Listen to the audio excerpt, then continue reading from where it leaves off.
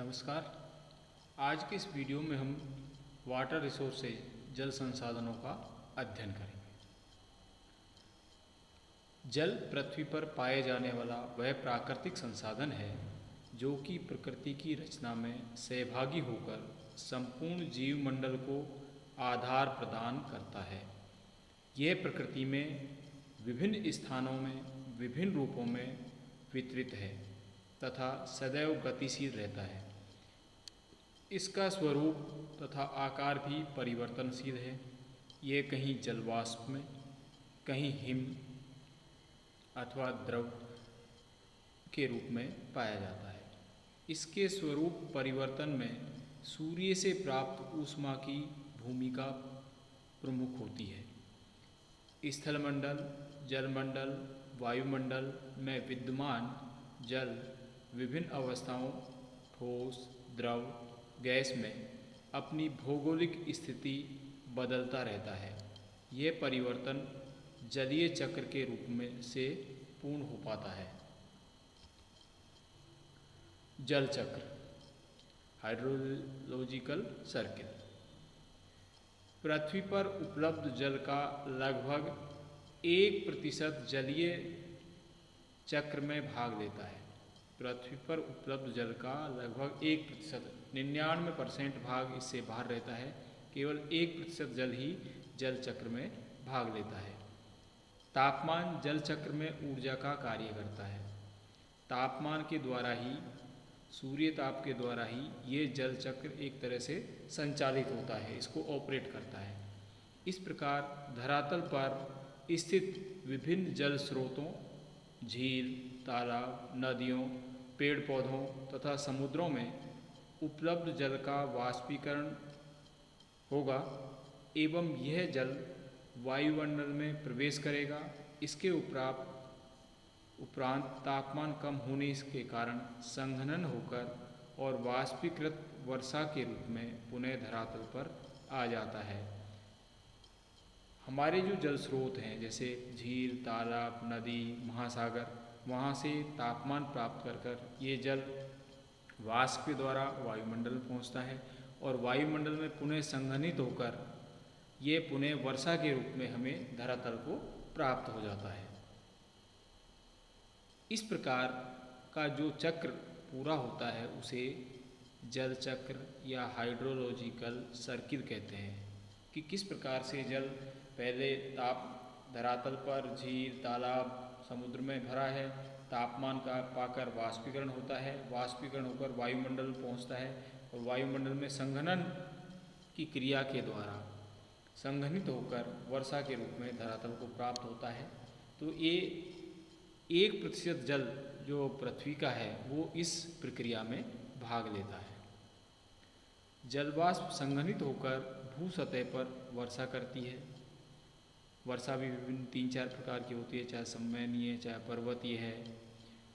धरातल को प्राप्त जल नदी नालों के रूप में पृष्ठ पर बहता है। जब बरसात होती है तो पानी नदी नालों के रूप में उसके पृष्ठ पर, भूमि के पृष्ठभाग पर बहता रहता है और अंत में महासागरों में प्रवेश कर जाता है और महासागर तक पहुंच जाता है। सौर ऊर्जा से ये जल चक्र गति करता है क्योंकि सौर ताप के द्वारा ही वाष्पीकरण होता है। वाष्पीकरण से ही आपके इसके बाद में तापमान कम होकर संघनन होता है और संघनन से फिर बरसात होती है। कुछ जल भूमि के अंदर चला जाता है और मृदा में स्थित जल भंडार को मृदा जल भंडार कहते हैं। जब पानी सरफेस पर रनिंग करता है, सरफेस पर बहता है, तो कुछ भाग भूमि के रंध्रों के द्वारा अंदर चला जाता है, जिसको हम जो एक पृथ्वी के अंदर जल भंडार का निर्माण करता है। धरातल के नीचे संग्रहित इस जलीय भाग को भूमिगत जल, अंडरग्राउंड वाटर कहा जाता है। बहता हुआ जल भूमि के अंदर रंध्रों के द्वारा, दरारों के द्वारा पृथ्वी के अंदर भाग में पहुंच जाता है और ये संग्रहित होता रहता है। नीचे रंध्र में, चट्टानों के ऊपर ये भरा रहता है और इसको हम अंडरग्राउंड वाटर के नाम से जानते हैं। जलमंडल में स्थित जल का आयतन कि कितना जल हमारे सरफेस पर विभिन्न माध्यमों में, चाहे वो बर्फ़ के रूप में है, चाहे वो जल के रूप में है, स्थित पाया जाता है। तो इसमें जल आयतन और आयतन प्रतिशत में। संपूर्ण जल शुद्ध एवं लवणीय महासागरों सहित ये आपका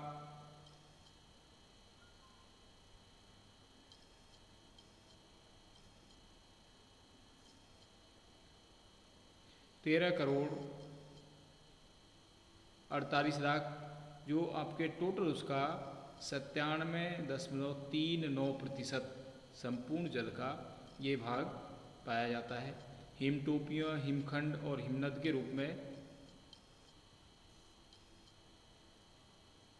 2,27,82,082 करीब 2%। भूजल एवं मृदा नमी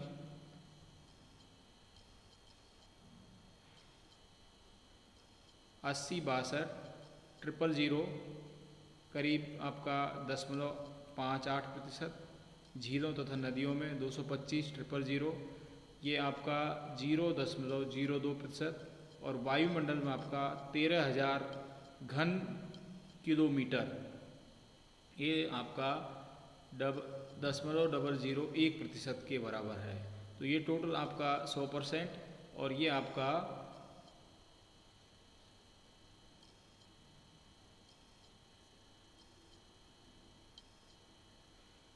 1,20,000 घन किलोमीटर का इसका आयतन पाया जाता है।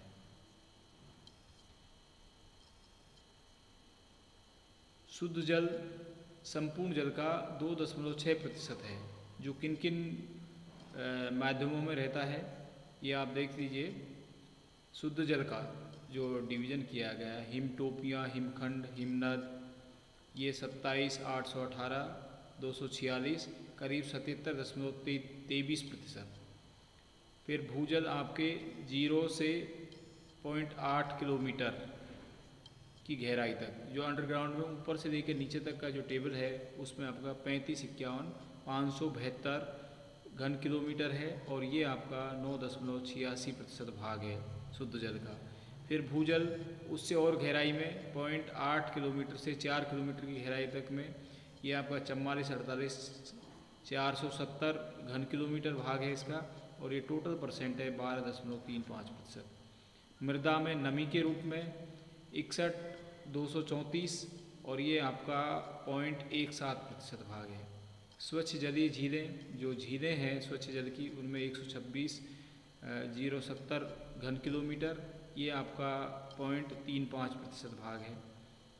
नदियों में 1,080 घन किलोमीटर ये आपका 10.003%। नदियों में इतना सा भाग ही शुद्ध जल के रूप में है। पृथ्वी की जलीकृत खनिज इसमें 360 घन किलोमीटर और ये भी आपका 10.001% भाग है। वायुमंडल में 14,408 घन किलोमीटर ये आपका 0.04%। और जीवन, जो विभिन्न प्रकार के जीव जंतु और आपके वनस्पति है उनके अंदर 1,081 घन किलोमीटर और ये आपका 10.003%। तो ये शुद्ध जल का 100% टोटल और ये आपका टोटल घन किलोमीटर में इसका आयतन है। सरफेस जल, धरातलीय जल। पृथ्वी के धरातल पर जल राशि स्थिर एवं गतिशील दोनों रूपों में पाई जाती है। पानी एक जगह भरा भी है और बहता है। झीलों में तो ये भरा हुआ रहता है और जैसे नदियां हैं, आपके नहरें हैं, उनमें गतिशील रूप में पाया जाता है। जलीय स्वरूप के आधार पर भी जल विभिन्न रूपों में मिलता है। विभिन्न रूप आपने देखे कि बर्फ़ के रूप में, ठोस के रूप में, गैस के रूप में और जल के रूप में। उच्च पर्वतीय क्षेत्रों में हिमटोपियाँ तथा हिमनदों के रूप में, यहाँ पर क्योंकि तापमान कम रहता है तो वहाँ पर बर्फ़ जमी रहती है, तो हिमनद और हिमटोपियाँ निम्नवर्ती भागों में द्रव अवस्था में मिलता है, निचले भागों में द्रव अवस्था में मिलता है। धरातलीय जल महाद्वीपों में वितरित है। संसार में 7 महाद्वीपों में से एंटार्क्टिका महाद्वीप की भौगोलिक स्थिति अन्य से भिन्न है, क्योंकि वहाँ हमेशा तापमान कम रहता है और बर्फ़ जमी रहती है, जिसके 2/3 से भी अधिक स्वच्छ जल हिम के रूप में जमा है। वहाँ पर 2/3 से अधिक जो जल है वो हिम के रूप में जमा हुआ है। जबकि ऑस्ट्रेलिया में स्थायी हिम क्षेत्र नहीं है, जबकि ऑस्ट्रेलिया में कोई हिम क्षेत्र नहीं पाया जाता।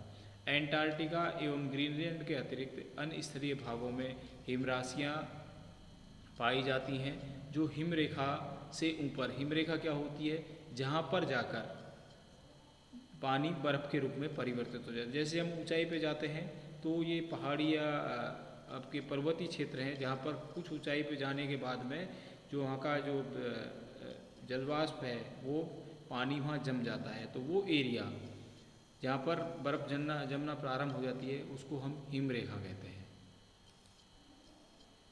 अब महाद्वीपों के अनुसार ये आपका जल का वितरण दिया गया है, औसत जल संतुलन।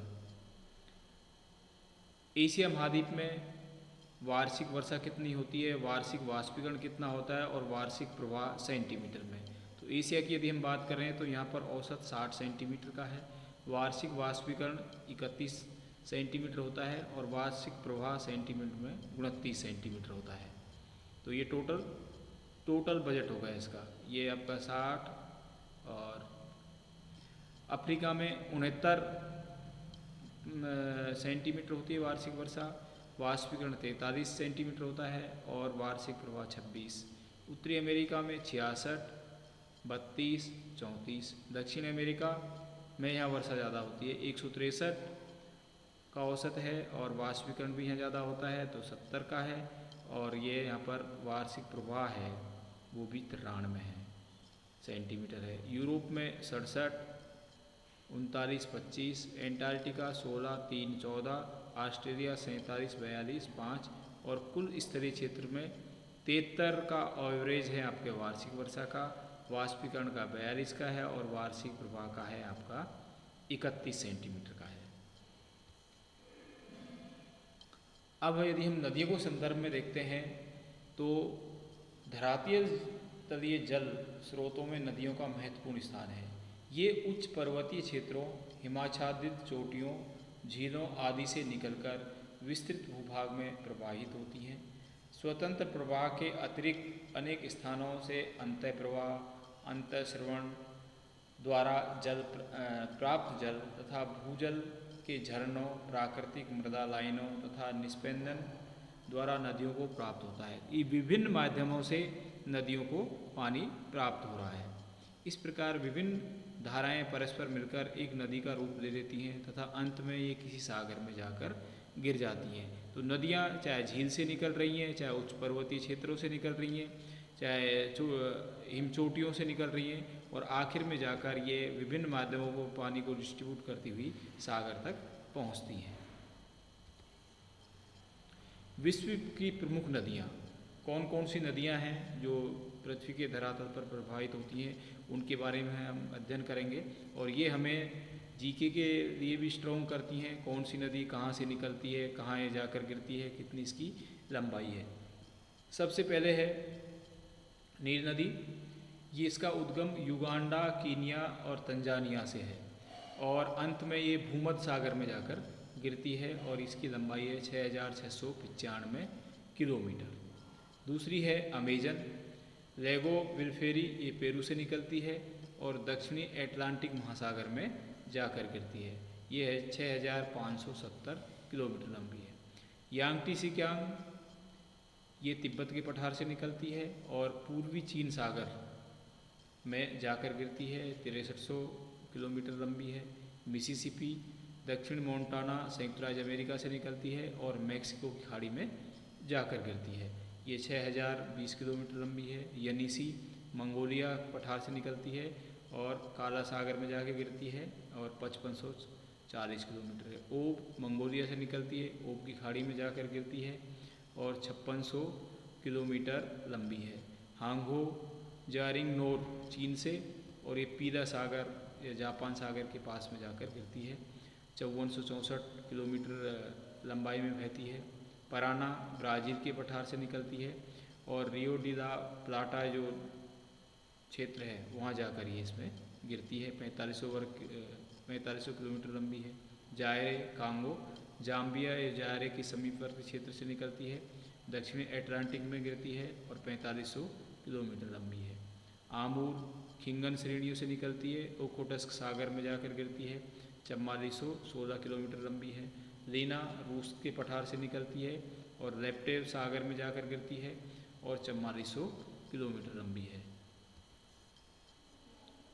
मीकांग तिब्बत के पठार से निकलती है, दक्षिण चीन सागर में गिरती है और 4425 किलोमीटर लंबी है। मैकेंजे टाटलाई झील राखी पर्वत से निकलती है और ब्यूफोर्ट सागर में जाकर गिरती है, 4240 किलोमीटर लंबी है। नाइजर गिनिया अटलांटिक महासागर में गिरती है, 4185 किलोमीटर लंबी है। डार्जिलिंग न्यू इंग्लैंड रेंज की पहाड़ियों से निकलती है, एनकाउंटर खाड़ी में जाकर गिरती है और 3750 किलोमीटर लंबी है। बोलगा रूस से निकलती है, कैस्पियन सागर में जाकर गिरती है, 3685 किलोमीटर लंबी है। दजला फरात पूर्वी तुर्की से निकलती है और फारस की खाड़ी में गिरती है, 3600 किलोमीटर लंबी है। जम्बेजी जोम्बिया से निकलती है, दक्षिण हिंद महासागर में गिरती है और 3540 किलोमीटर लंबी है। यूक्रेन ब्रिटिश कोलंबिया बेरिंग सागर में गिरती है, 3185 किलोमीटर लंबी है। सेंट लॉरेंस मिनेसोटा अमेरिका से निकलती है, उत्तरी अटलांटिक महासागर में गिरती है, 3130 किलोमीटर लंबी है।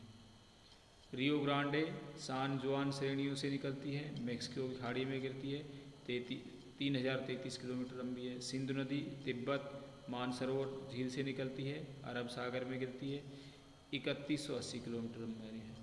ब्रह्मपुत्र तिब्बत ये भी मानसरोवर से निकलती है, बंगाल की खाड़ी में जाके गिरती है, 2900 किलोमीटर लंबी है। डेनब्यू ब्लैक फॉरेस्ट जर्मनी से निकलती है, काला सागर में गिरती है, 2850 किलोमीटर लंबी है। साल्विन तिब्बत से निकलती है, मर्तबान की खाड़ी में जाके गिरती है, 2810 किलोमीटर लंबी है। ओरोनिको वेनेजुएला से निकलती है, अटलांटिक महासागर में गिरती है और 2740 किलोमीटर लंबी है। सीक्यांग यूनान पठार से निकलती है, दक्षिण चीन सागर में गिरती है, 2650 किलोमीटर लंबी है। आमू दरिया अफगवेनेजुएला नान पठारानिस्तान चीन की सीमा से है, अफगानिस्तान चीन और अरब सागर में गिरती है, 2575 किलोमीटर में। मरे माउंट कोरिस्को डार्जिलिंग नदी ऑस्ट्रेलिया आल्प्स में गिरती है, 2575 किलोमीटर। यूराल नदी यूराल पर्वत से कैस्पियन सागर में गिरती है, 2540 किलोमीटर में। और गंगा नदी ये गंगोत्री हिमालय से निकलती है और बंगाल खाड़ी में जाकर गिरती है और 2510 किलोमीटर लंबी है। तो ये विश्व की कुछ प्रमुख नदियाँ और भी हैं, छोटी हैं, वो दूसरी नदियों में जाके गिरती हैं। तो इनका कहाँ से निकलती हैं, कितने क्षेत्र में ये बहती हुई और किस जगह जाकर गिरती हैं। तो ये नदियों के द्वारा हमारे जो जल संसाधन है उसका। अब आती हैं झीलें। झील आप जानते हैं कि जहाँ पानी एक लंबे चौड़े एरिया में स्थायी रूप से भरा रहता है उसको हम झील के नाम से जानते हैं। झीलें पृथ्वी पर पाए जाने वाली प्रमुख स्थिर जलराशि हैं, स्थिर है यहाँ इसका जल। झीलें जलीय गुणवत्ता एवं प्रकृति के अनुसार भिन्न भिन्न प्रकार की होती हैं, इसमें खारी मीठे पानी की। इस दृष्टि से अलवणीय या स्वच्छ जलीय झीलें, लवणीय या खारे पानी की झीलें प्रमुख हैं। स्थिति के अनुसार कहाँ पर है उसकी लोकेशन, ये भी डिपेंड करता है कि अमुक झील कहाँ पर है। पर्वतीय क्षेत्र में है, पठारी क्षेत्र में है, मैदानी क्षेत्र है, तो इनको पर्वतीय पठारी मैदानी झीलों के नाम से भी जानते हैं। उत्तर पश्चिमी रूस की लाडोगा, ओनेगा, अरल सागर तथा बेकाल आदि मैदानी भागों में, मध्य एशिया की कोरोनार, दक्षिण अफ्रीका या अफ्रीका की टाना, दक्षिण अमेरिका की टीटीकाका, पर्वतीय एवं तिब्बत की मानसरोवर झील महत्वपूर्ण है। तो ये विभिन्न उसमें यदि हम मैदानों में अलग हैं, पठारों पर अलग हैं, आपके पर्वतीय क्षेत्रों में अलग है, तो उसके हमने इसके उदाहरण देखे। झीलों की उत्पत्ति हिमनदों से। भाई झील किससे बनती हैं? या तो बर्फ़ की नदियों से, ज्वालामुखी की भ्रंशन क्रिया से, जिसमें क्रेटर झील का नाम आप पढ़ चुके हैं, तथा संपीड़न आदि से होती है। तो विभिन्न जो आपके क्रियाएं हैं भूगर्भ निर्माण की जो क्रियाएं हैं उनके द्वारा इनका निर्माण होता है। इस क्रम में पूर्वी अफ्रीका की रिफ्ट घाटी में रुडोल्फ, अल्बर्ट एडवर्ड तथा टांगानिका ताज़ा पानी की सबसे लंबी झील है। बेकाल सबसे गहरी झील है। कैस्पियन सागर लवणीय जल की सबसे बड़ी झील है। सांभार तथा चिल्का भारत की खारे पानी की विशाल झीलें हैं। महाराष्ट्र की लोनार झील क्रेटर झील है। तो ये कुछ एक दो उदाहरण थे कि क्रेटर झील में लोनार है, आपके खारे पानी में वो चिल्का है, चाहे सांभर है, ये है। तो लवणीय झीलें हैं, कुछ स्वच्छ पानी की झीलें हैं। तो इनमें के द्वारा जल संसाधनों का संयोजन होता रहता है। झीलों के संदर्भ में हम विश्व की 30 बड़ी झीलें जो कितने उसको है कितनी गहराई है, इनके यदि हम देखें तो कैस्पियन सागर ये स्थिति कहाँ है? रूस, कजाकिस्तान, ईरान, अजरबैजान और तुर्कमेनिस्तान। क्षेत्रफल इनका 37,100 और अधिकतम गहराई 980 मीटर। सुपीरियर झील कनाडा, संयुक्त राज्य अमेरिका में 8200 और 406 मीटर। विक्टोरिया झील युगांडा, कीनिया, तंजानिया, ये 68,800 और 80 मीटर। अरल सागर कजाकिस्तान, उज्बेकिस्तान 66,458 वर्ग किलोमीटर क्षेत्रफल है इसका और 68 मीटर गहरी है। हुरन झील कनाडा एवं संयुक्त राज्य अमेरिका में है स्थित। इसका क्षेत्रफल है 59,600 और 229 मीटर गहरी है। मिशिगन झील उत्तरी अमेरिका में है, 57,800 वर्ग किलोमीटर है और 282 मीटर गहरी है। टंगानिका कांगो, जायरे, तंजानिया, जाम्बिया और बुरुंडी में है, 34,000 वर्ग किलोमीटर है, 1435 मीटर गहरी है। ग्रेट बैरियर झील कनाडा में है, 31,732 वर्ग मीटर है और 445 मीटर गहरी है। बैकाल झील रूस में है, 31,500 वर्ग किलोमीटर क्षेत्र में फैली हुई है और 1620 मीटर गहरी है। Nyasa Malawi, Tanzania, Malawi, Mozambique में है, 30,500 वर्ग किलोमीटर में है और 706 मीटर गहरी है। ग्रेट स्लैब कनाडा 28,438 वर्ग किलोमीटर, 614 मीटर। इरी कनाडा व अमेरिका में 25,700 वर्ग किलोमीटर, 64 मीटर। विनिपेग कनाडा में 24,530, 28 मीटर। और ओंटेरियो कनाडा व अमेरिका 18,960 वर्ग किलोमीटर, 244 मीटर। रेडंगर रूस 18,400 वर्ग किलोमीटर, 225 मीटर। बाल्खस कजाकिस्तान में है, 17,000 वर्ग किलोमीटर, 26.5 मीटर। चाड नाइजर नाइजीरिया, चाड कैमरून 16,308 मीटर। मराकेबो वेनेजुएला 14,343 वर्ग किलोमीटर, 250 मीटर। ओरेनिका रूस में है, 9600, 124 मीटर। आयर ऑस्ट्रेलिया में 9500, 20 metre. Titicaca Peru Bolivia 5100, 304। Athabasca Canada में 8,020 वर्ग किलोमीटर, 60 मीटर। गोइंडर ऑस्ट्रेलिया 7,000 वर्ग किलोमीटर। रेंडियर झील कनाडा 6330। रिसेही डर्मिया ईरान में 5930। टोरेन झील ऑस्ट्रेलिया में 5776 वर्ग किलोमीटर। बेनल स्वीडन में 5546 वर्ग किलोमीटर। विनिया गोइस कनाडा में 5447। माबूतो सीसी सेको अल्बर्ट झील कांगो युगांडा में 5300 वर्ग किलोमीटर। तो ये संसार की कुछ बड़ी झीलें, उनके क्षेत्रफल और उनकी गहराई की टेबल थी।